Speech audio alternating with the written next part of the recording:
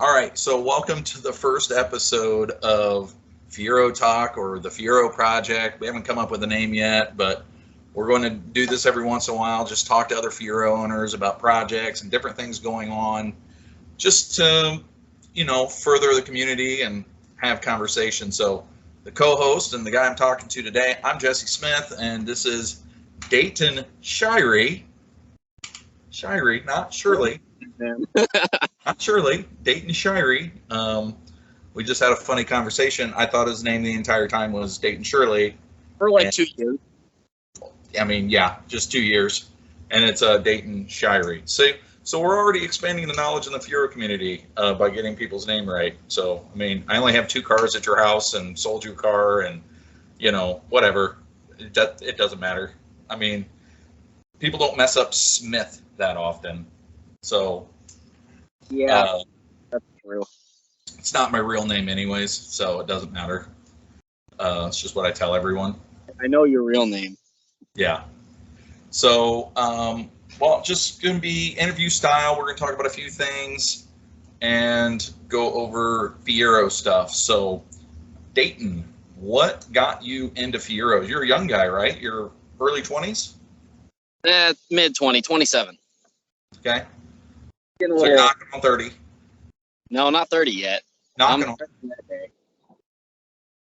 I don't want to look like you. I know that much. Yeah, I'm old.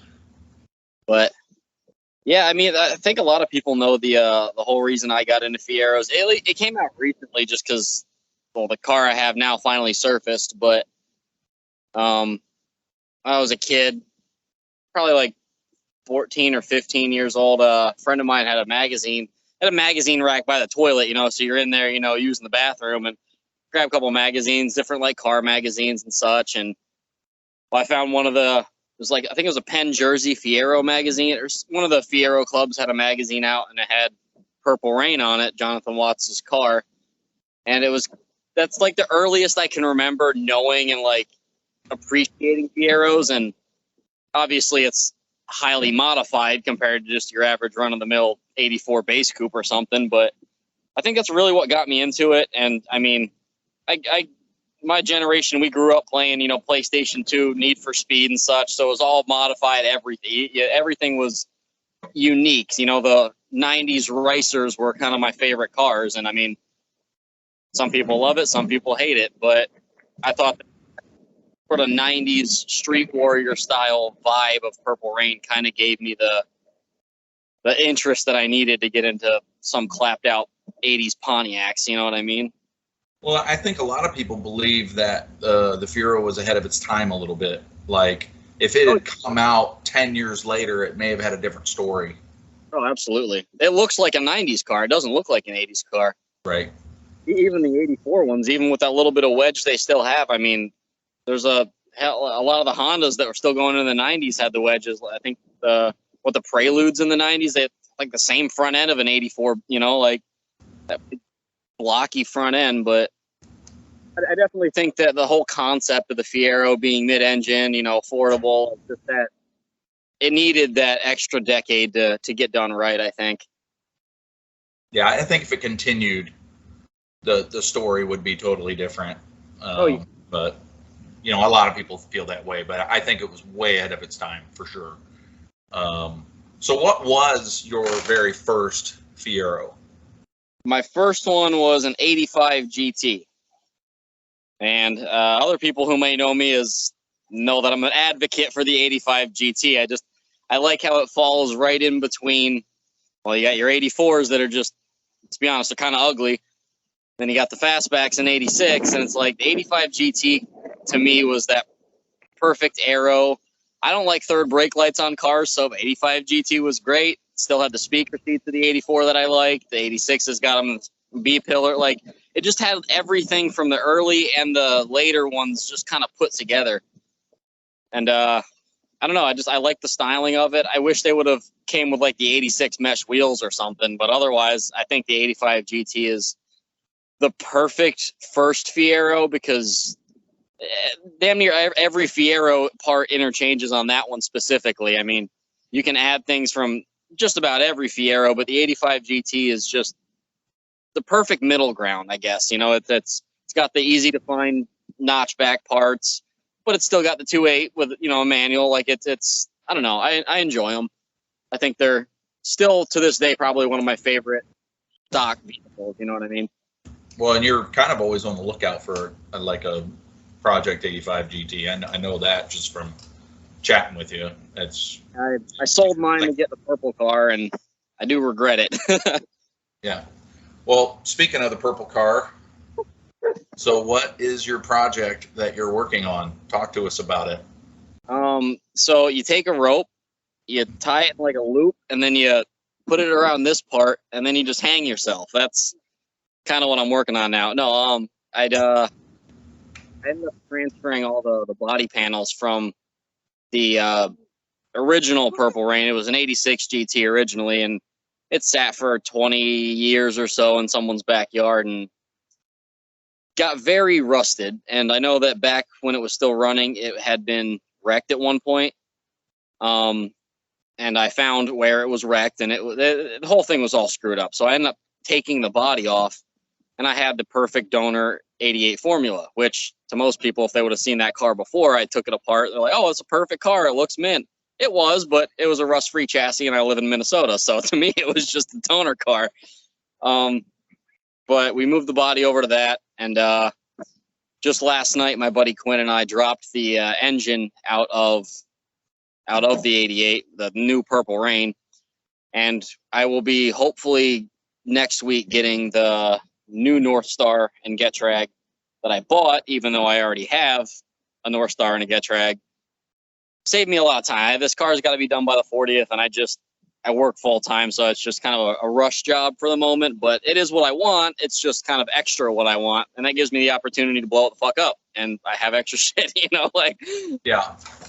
Well, and for those that don't know, what is Purple Rain? So it was built by a guy named Jonathan Watts. Like I said, it was a 86 GT. Originally, it was a 4-speed manual car. When he got it, he ended up taking North Star and a 4T80 and putting it in. The way he did it was unique.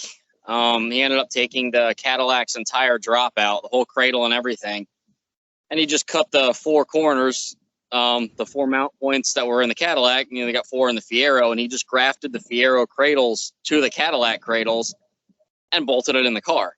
He had to move a couple things. He changed, I think, 2 of the mounts, the 2 rear mounts and whatnot, but it was using the Cadillac's cradle, engine, transmission, suspension, axles, control arms, hub, like brakes. The whole rear end was just dropped out of a Cadillac and thrown in the back of the car. And he had an IRM wide body kit. I believe, I'm almost 100% sure it was IRM. The rockers are kind of up in the air whether or not they were Archie rockers, because a lot of them looked the same back then. They're just rocker panels, and there's not much you can do to them.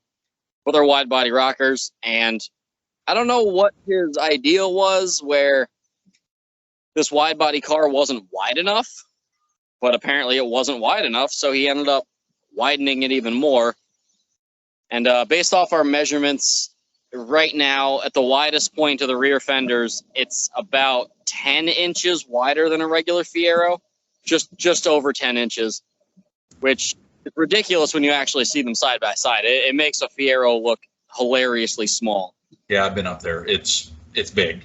Yeah, it's wide.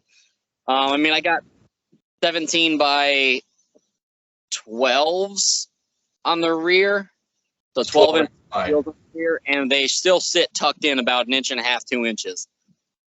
So I mean, that's pretty aggressive. So I mean, a lot of it does sit back farther anyway. But so that's 2 foot of rubber in the rear. Yeah, 2 foot. Fantastic. 315s in the rear right now. And then the fronts, they're 11 inches wide with 275s up front. I don't know a single person that's been able to fit 275s on the back of their Fiero, let alone up front. That's crazy. Yep. But it had a custom, or not custom, but a PISA wraparound dash for the interior, which was gone when I got the car, but I found one.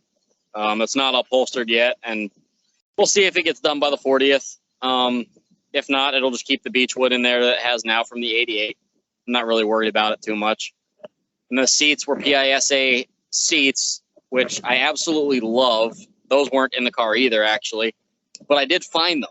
I found the exact seats that came out of the car from 20-some years ago. They're in, I believe, Virginia right now. I talked to the guy that has them, and he's willing to sell them to me. So I just got to get from Minnesota to Virginia to pick them up.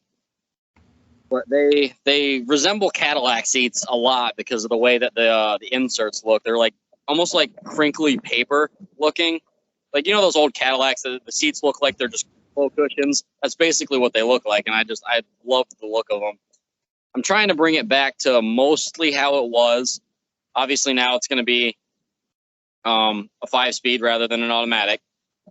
I do want to change the hood. I don't like the Trans Am vents or whatever that he had on there. I want to do an extractor hood, a big dip-in scoop up front. And the car is now a non-sunroof car. It's a slick top car, which I personally like because 30-year-old seals, man. I mean, I don't need a sunroof, you know. Special about a slick top car, anyways. They're just neat. You don't see them as often, so. Exactly. And if I wanted to, I could cut a hole in the roof and put a roof scoop or something ridiculous. And I don't know. We'll farther down the line. But yeah, I mean, the slight modifications kind of make it a little bit more modern and use a little bit more. I mean, I got 20 plus years of technological advancements on this guy. I mean, like how he did things, you know, back in the probably the year I was born, like 95, you know, like somewhat time back then. It changed. And I'm running a much better computer setup now. Just running an LS computer instead of that or ODB1 North Star that you got to like chip and run a BCM and jump it to like resistors and shit just to get the fucker to run. Like, I'm doing it the easy way. I'm just doing everything the way it goes. I plug my computer in. I can do whatever I want to it and kind of give it a modern tuner style system. I do have a heads-up display that I want to use. I was explaining that to you earlier about from the Grand Prix. It's really easy to put in a new Fiero. It's probably one of the easiest mods that looks difficult. Like it.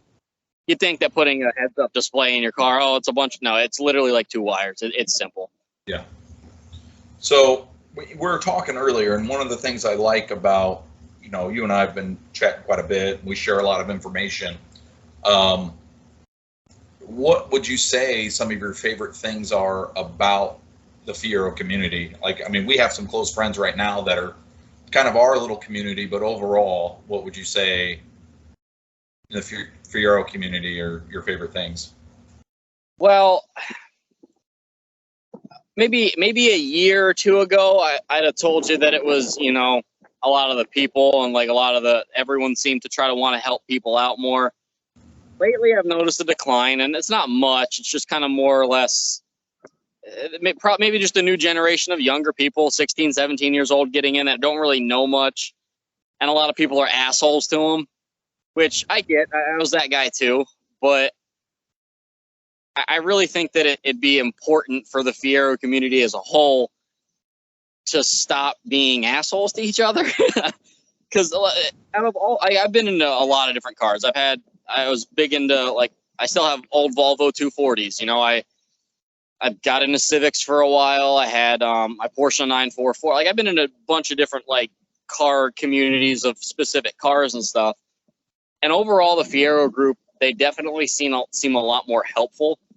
Like, a lot of the Porsche guys, they're just all stuck up. Like, buddy, it's a Porsche 944. It's a rebadged Volkswagen that you could barely afford when it was new, okay? Like, calm down. It's not special, okay? Like, it's not a 911. Just calm down. But yeah, but they're all that way, and everything's super expensive. Whereas the Fiero, half of it's a citation. Like, citations are harder to find than Fieros are. Like, right. So there's a lot of parts out there, a lot of people that know what they're talking about, a lot of people that have been through a lot.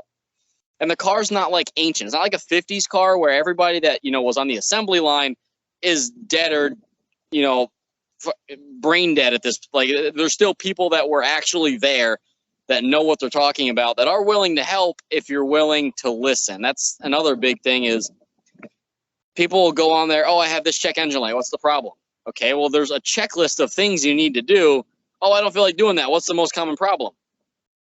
The retard behind the wheel is the most common problem. Like, so it's just, I don't want to see the Fiero community get worse. And I have definitely contributed my share of shenanigans in the Fiero community. But overall, like, anyone comes to ask me a question, man, I have no problem helping you out. Just at least have an IQ above a goldfish. I mean, that's my one requirement. You know what I mean? Like, it's an old car. It's not a car that you're just gonna buy, jump in, and then just drive daily for the next 5 years. Like, there's got to be a level of mechanical knowledge you need to have, or a level of financial money that you need to have to pay the guy that knows what he's doing. You know what I mean? Yeah, and I'd say it's probably, I would consider it a real driver's car. Oh yeah. It's not. It doesn't have like tons of assistance and traction control. And if it's wet, it gets weak, and it does all this other. If you mess up, it will let you know. Like, it is a driver's car. Absolutely.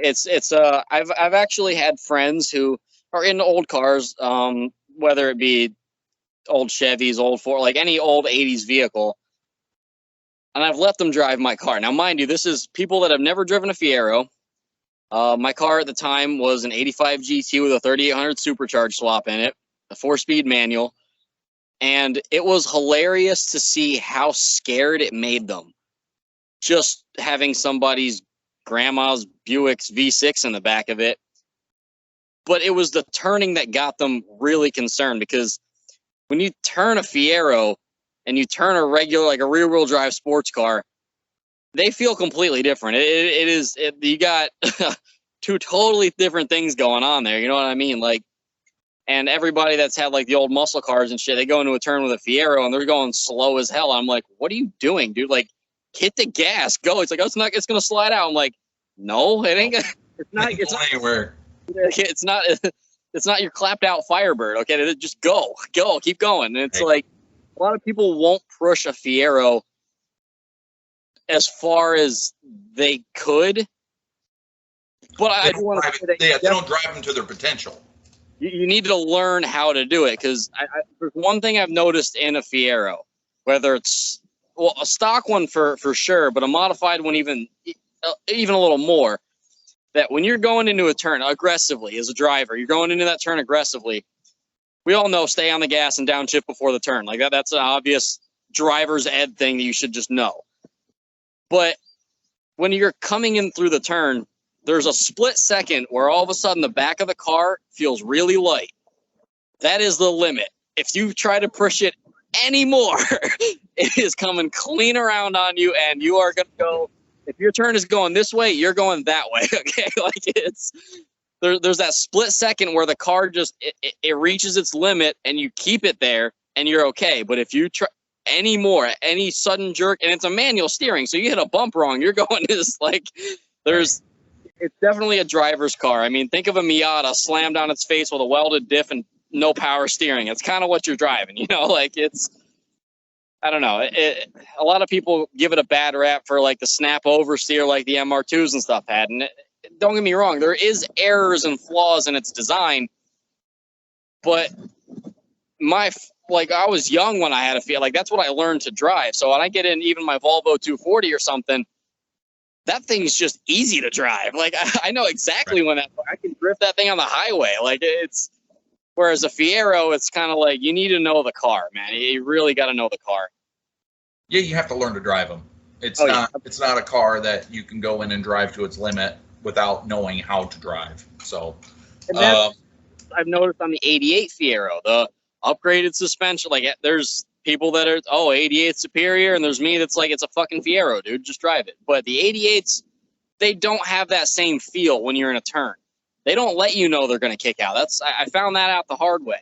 The 80s, they would get light, and I'd be like, okay, I know what I'm doing. Like, I've spun it out, so I know what it feels like. But I've spun my 88 out as well, and that one gives you no warning. It's just like your turn, all of a sudden it's just gone. So that's another reason I prefer the 85. It lets you know what its limit is, whereas the 88, it's more of a comfortable driver that if you try to push it like a 26-year-old that wants to go fast like Ricky Bobby, you're gonna wreck. Like, well, and I noticed even the steering has less feedback. I think in an 88, the steering is not the same. But it's easier when you're at a stop to turn it, but when you're driving it, the feedback, the feel, being connected to the road, I don't think it's as connected. But I mean, that's a whole nother topic, right? It's like driving a late 90s Cobalt to me. Like the car feels a lot lighter than all the other years. It's less of a driver's car. It really is. It's less of a clapped out shitbox. I mean, to be honest, it's more car. But if you want something to beat on and like just absolutely destroy and actually give you the road feel, you don't want an 88. It's just that. Well, I mean, let's just face it. Rebuilding the suspension is going to cost you a fortune on an 88 too. So. Yep. So right now. So, now that all the 88 owners have turned this podcast off and are cussing us in the comments and saying that we're train is an 88. Okay, I have accepted it. Okay, we'll get past it, guys. I prefer the 388. Yeah. Now that they're never going to talk to us again. Oh, also, my car that I have there at your house right now, it is also an 88 Formula. So, we're not haters. We actually own 88s. Yeah. All of them. But so, any other big projects you want to do after Purple Rain is done? Yep. So I'm my fiance Jade. She has an '86 gold car. You might know this car. I'm not sure. Yeah, Goldie Hawn. Yeah, the car you sold her. So that piece of crap. Wait, I tell you, I really got you two on that one. That's for sure. Oh yeah, no, it's we're gonna 3800 swap that one. She does really enjoy the supercharger sounds that mine had. So I have an engine sitting in the garage, and let's be honest, it's very easy to swap a 3800. Like that's another thing that a lot of the newer generation needs to understand is a 3800 is as easy as just replacing the 2.8. Like it genuinely is. It is not hard. If you can drop the cradle out, you can do a 3800 swap. That's the only requirement is you get that engine cradle out of there. It's easy. It's not. It's time consuming, and it's on the expensive side if you buy everything. But it's one of those things where if you got $5,000 and a Fiero, you can have it swapped, and it will be fucking fun. Yeah, it'll be faster than 80% of what's on the road. I mean, exactly. Quicker, especially stoplight to stoplight. I raced that thing in Minneapolis at the street races, and I got videos on my Instagram, and it's hilarious when people see some 80s Pontiac just absolutely dust, like straight up race car, like muscle cars, like cars that are 3-4 times the power, because that mid-engine and that supercharger, that's all the torque you need instantly in the back of the car. Like that 0 to 60 is no joke. It's fun. But that's one of the projects I'm doing is swapping her car. Not sure if I'll get to it this year yet, but hopefully by next year it'll be by summer it'll be ready. It would be nice if she could drive that to the 40th too. Yeah, I'd like that. Because my car should be gone for the winter because I got my buddy painting it, doing a lot of body work and letting him. I know she loves that car. I mean, she just loves that Goldie Hawn. So so we've all got stashes and different things of parts as Fiero owners. Any weird oddball parts that you have that you're looking to sell or get rid of or anything like that? At the moment, I wouldn't necessarily say a lot of oddball stuff that I'm looking to get rid of. I have parts, of course. I have a barn full of parts. But offhand, I'm trying to think. I'm trying to get rid of a 4.5 caddy swap, but yeah, you can't ship that. Yeah, I guess you can ship the ECM and the wire harness, I guess, and anyone can pick up a 4.5 caddy motor at a junkyard. Yeah, but for oddball parts selling, not really so much. I have a small collection of oddball parts that I don't think I want to sell at the moment. but nothing offhand. But I definitely, I know a lot of people in the Fiero group, and if anyone's looking for something, just shoot me a message. I will find it. I will find it, you know. So are you looking for anything weird? I'm always looking for weird things. Anything that's aftermarket and most people find ugly, I want it. But specifically, I'm looking for an IRM speedometer, just because I plan to have a car that goes over 120 miles an hour, and the stock one ain't going to do me any good. So I want the IRM one. I believe they say 140 or 150. I can't remember. I think it's 140. But one of those would be nice. If I remember right, aren't you looking for power mirror roll up crank window door cards?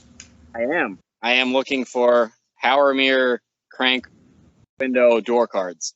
And it's obviously it's only the driver's side that I need, because the passenger side, right, power or not, like, you know, it is what it is. But the driver's side, I need a door card that has no manual fucking mirrors hole in it, but a crank door card. And I don't care what color it is. Yeah, I need one, just the driver's side. I can figure out the passenger side. Well, yeah, it's just a crank one. I mean, it's whatever. Do you need the center console piece too? The switches? Nope. I have no need for the switches. The only reason I want it is because I'm running manual mirrors, but not Fiero manual mirrors. So there's no I got to open the window to adjust it. So it's like I just want that shaved off and have a regular set of mirrors. But I have crank windows, so it's just a pain in the ass to find it, because the power window or power mirrors and manual windows just didn't go together very often. Right. It was an order thing. I mean, yeah, someone had to order it. They're out there, but not many. Yeah, exactly. I am looking for a handful of things specifically. I guess specifically, more so just aftermarket interior things. I know that at one point in time there was a guy that made, I can't remember if they were carbon fiber or if it was fiberglass or some other material, like almost like PVC. Actually, I think it was PVC. A headliner insert for a hardtop, a PVC headliner insert. Just because they're not gonna crumble and fall apart like a regular one. And yeah, that's kind of really, I kind of have almost everything I need. It's just a matter of getting it done at this point. Just finding the time, finding the help to do the heavy lifting. And well, and then there's always this, right? There's always money. yeah, that too. That's a big factor. So, well, all right, we'll let you get back to it. Thanks for chatting and talking about your car a little bit. And yeah. You know, this is the first time we've done this, so it'll be. It's a good trial. Yeah, it's a good trial. We'll see how it goes, and I mean, I'd like to do this a couple times a month with different people, and you know, chat about things. You know, I mean, it's. I don't think that happens enough. I think there's a lot of Facebook conversation, but sometimes just chatting like this, you get to know people better, and you go to a car show or something. You're like, hey, you're that Dayton Shirey guy. So, all right. Well, I'd like to do this a couple times a month would be really nice. Even if we can just add someone else to the call, or if I can't make it, if you take it over, right. I mean, I think that'd be pretty cool. I'd actually like to get more involved, especially around the country too. Get different people from every state, you know, because you'll eventually find someone. Maybe it's just you help one person, whether you help 100 people. There's going to be somebody that watches and somebody that's looking for something, and somebody else has it, but it's not posted on Pennox. It's not posted on, you know, it's something that he's had in his garage for 20. Oh yeah, I guess I have that. Just never thought about it, you know. Right. But I definitely think the stashes of parts that you run across every once in a while. It's like that guy the other day here in Iowa. So. Anyways, all right, man, we'll have a good night, and we'll talk to you later. All right, sounds good. Take care.